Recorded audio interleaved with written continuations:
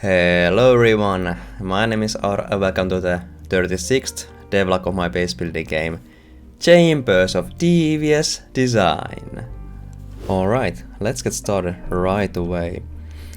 So I don't remember if it was in last devlog already or in this one, but yeah, the game is now actually finished, so I have done very little in the actual game.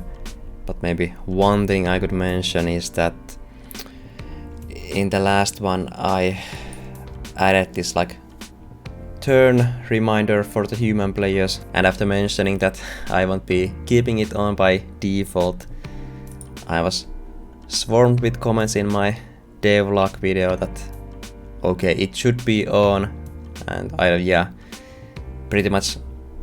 don't think actually any single person said that it's better to leave it off, so yeah, I took the hint on that one and I made it on by default, and after doing that I figured I should also polish it slightly, so now it has this little fade effect, and I think that it adds up to the effect so it's not quite so jittery and more pleasing to the eye.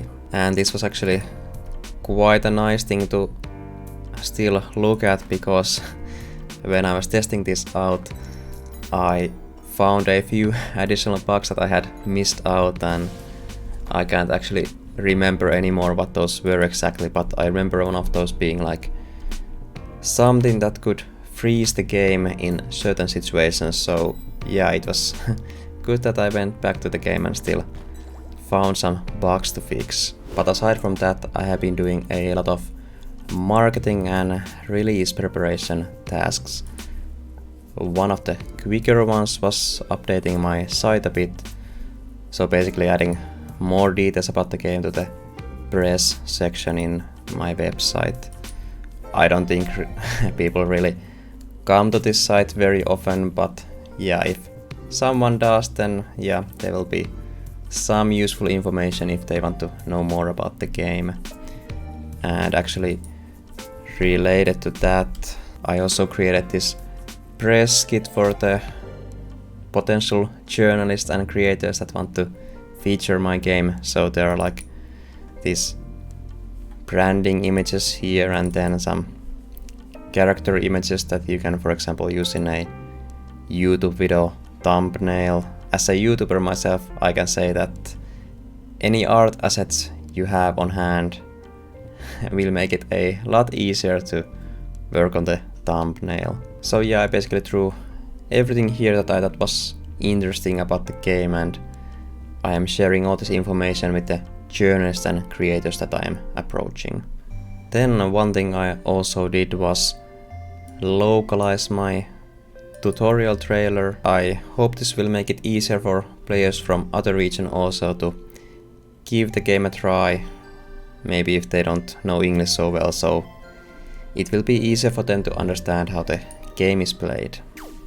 Then you might have noticed from my other video on the channel, I also set the release date, as you can clearly read from this here if you know Japanese.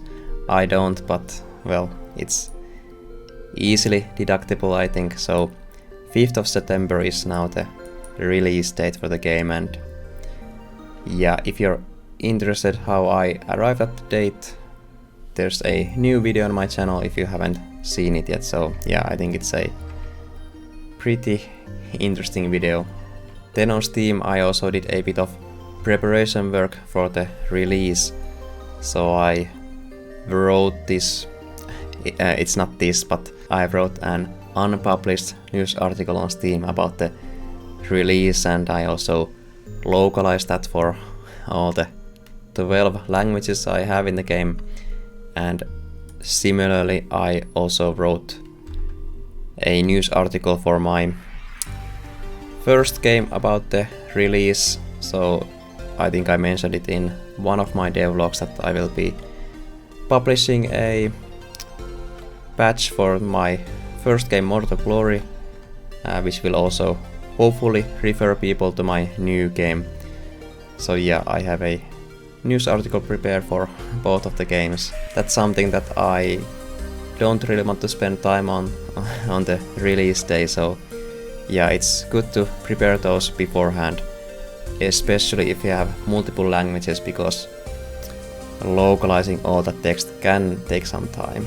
Then one thing that I have been spending a lot of time on, the majority of my time these past 2 weeks I think, is looking for creators and journalists that would maybe want to feature my game when it's released. Previously with Mortal Glory, this was a very effective method of marketing, so I figured that this time that will also be my main method of marketing, and I will put some extra emphasis on it also. So yeah, I collected a lot of contact details for creators and then started sending them keys for my game. And well, I think I got a bit too carried away with it. Meaning that I think I sent out too many keys for my game. And the reason why I think that is that at one point I tried to send emails to myself also, kind of like to test the format and things like that. And I noticed that Gmail, which I'm using, had this nice little red banner above the email message saying that, hey, this email seems dangerous. So yeah, that was a problem. Of course, I don't know how the email has been received by other players, but if I myself got this message, I think at least some of the other receivers also got the message. And well, if I get the message that says that, okay, this email is potentially dangerous, and Gmail helpfully also disables the links in that email, well, I probably would not click that email, or I mean at least interact with it much, but yeah, I don't know. And at some point I also noticed that some of my test emails went to the spam folder in my own email, so I don't know, that's also not very cool. So I wanted to solve this problem somehow, obviously, and the first thing that I did, this was actually thanks to a creator that approached me on Discord. So basically I have two different emails for my business. I have this Gmail that I had like when I started it, and that's the one that I have been using the most. And then I had this like official like redbeakgames.com email. So I have been sending the emails from my Gmail email, and yeah, the creator basically said that okay, it would look more trustworthy if they came from the official domain one. And at that point I actually didn't know about this issue yet, about the like this message seems dangerous, and the creator also didn't mention about it, so maybe it had not occurred yet, I don't know. But yeah, I figured okay, maybe it's about the Gmail thing then, so maybe I should try sending them from my official domain email. Well, I started doing that, and yeah, I had quite a long list of creators, so I did that for a bit, and then I also did testing during all of this, and after a point I noticed that the emails from my official domain also displayed this message seems dangerous. Bummer, yeah. At this point I kind of thought that okay, the likely culprit maybe is that I sent too many emails. I mean, I'm not super active with my emails, I don't really email people a lot, so... And now I was emailing like... Overall I think I had something like... few hundred... 200, 300... like contacts, I don't know. So yeah, I figured that maybe I just did it too much. And... well, yeah, that was my thinking, but still I figured that maybe there could be another problem also. So that led me to this rabbit hole of reading about email deliverability, and it really is a rabbit hole. There is so much information about it, and yeah, but I did some things like I added some like DNS records to my domain, so I don't know if that helped anything, but now when I send my emails from my official domain, it shows that okay, it's like sent by redpeakgames.com and then signed by redpeakgames.com, and apparently that's a good thing, and Gmail also likes that. But unfortunately, based on my testing, that didn't really solve the problem, so I was just using my time for that for no obvious benefit, but I don't know, maybe it's good for future. At least now I know something about this, like SPF, DKIM and SMark records and whatnot. Oh wait, was it DMark? I don't know, maybe I have a typo here. But yeah, at that point I figured that okay, maybe that's not the issue, even though it could have some impact. Then I also started thinking about the email itself, like I have a few links in the email, like to my press kit and to the Steam page, and yeah, I think that it's actually just 2 links in the email, so I wondered, is that the cause? I have 1 picture. I don't think those should be the problem. And Gmail is not very helpful in telling you what the actual problem is. It just says like, this seems dangerous, and some additional information that doesn't really apply to me, like similar emails were used for phishing at some point. Like, okay, I'll take your word for it, but I'm slightly doubtful, but yeah, I don't know. Of course, it's subjective what looks like my email, and yeah. But I pretty much came to the conclusion that I don't think my email itself is really an issue. There's nothing too fancy in it or anything like weird, I think. Then I started thinking that okay, maybe people have reported it as spam or as phishing or something like that. And I mean, that could be, but I hope not. It's not really something that I can know for sure. I mean, I tried this Postmaster tool that I found from Google that kind of like helps with this. It says that how many of your emails have been marked as spam and things like that, but that didn't really show anything.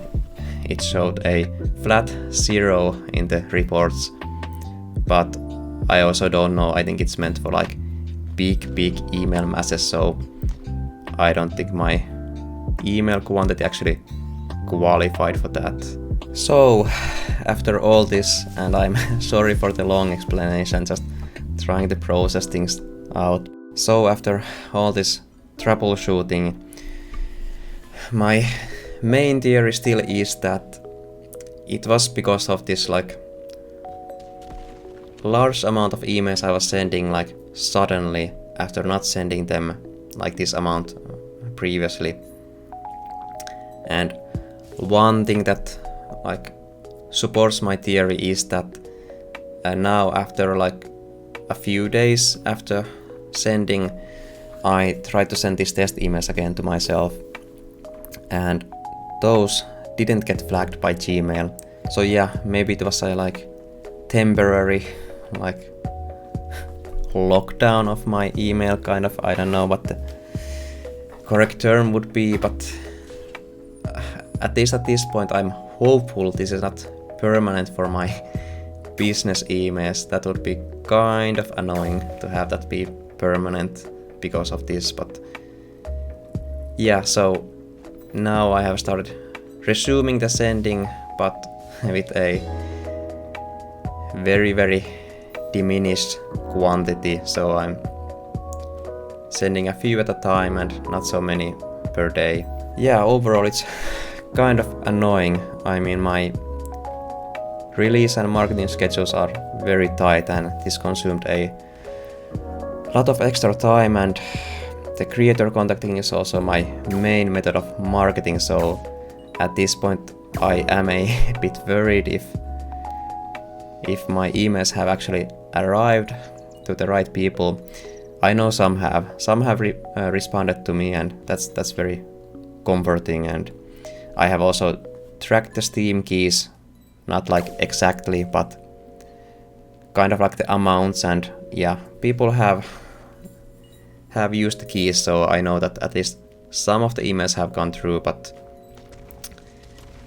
yeah, it's kind of annoying to have this uncertainty that how many have, and have the like biggest creators received it or not. And so now I'm actually trying to contact the like creators that I think are most likely to enjoy the game. So I'm trying to get in contact with them like with different means, and yeah, whatever channel I can find. But as a lesson from this, I don't think there really is like one simple lesson, but maybe a few lessons. First of all, if you're sending emails to creators, maybe it might be a good idea to cap the amount to like, I don't know. Yeah, I don't know what's a good amount, because my thinking was that I think that is still valid, is that it's good to cast a wide net with creators, so you are more likely to get coverage for your game. But maybe if you have a wide net, it's good to start very early and kind of like continually send keys little bit at a time, not like this one big push. And I think one option also could be to use this like email sending services, these third-party tools. I think one issue with those might be that your email is more likely to end in the spam folder or the like promotions tab. And I don't know, maybe that is just, who knows, I'm not gonna make that distinction. But yeah, I think if you use those, if you have a large amount of creators you want to contact, with those you probably don't like have the risk of your emails getting labeled as dangerous, like what happened to me. Yeah, so that's something to consider. And a third solution would likely be to use Keymailer or other services like that. So if you pay them enough money, you will be able to contact creators directly through their site. So yeah, that's one option also. It's something that I will need to consider going forward. Not with this game, because it's so late in the process, but with my future releases, because I really want to avoid having this same thing happen. It's been quite stressful, to be honest. But yeah, that's that. I don't know if there's anything else to say about it. I hope with my example you can avoid the same situation. Other than that, I have also been doing some miscellaneous small marketing things. I don't think it's good for me to go through these in this video now. I think I will probably do a separate marketing video afterwards, kind of like to go through these different things I've been doing and what was effective and what was not. I hope some of it will be effective. One thing I would like to ask you is that if you think my game looks interesting, it would mean the world to me if you bought it at release. I mean, the early sales are so important, and I'm trying to do everything I can here to make sure my game is not a flop and that I can keep making games full time and also keep making these YouTube videos. So yeah, if you'd like, that will be the best way to support me. And sorry if you're tired of hearing that. I think I will keep doing it until the release, so sorry about that. After release I don't really have to beg anymore. It's whatever happens, but before the release I'm trying to do everything I can to make sure that things work out. But yeah, that's everything I had to say in this video. I hope it wasn't too rambly and I hope you got something out of it. A cautionary tale, at least I hope. Okay, hey, thanks for watching and I'll see you in the next one.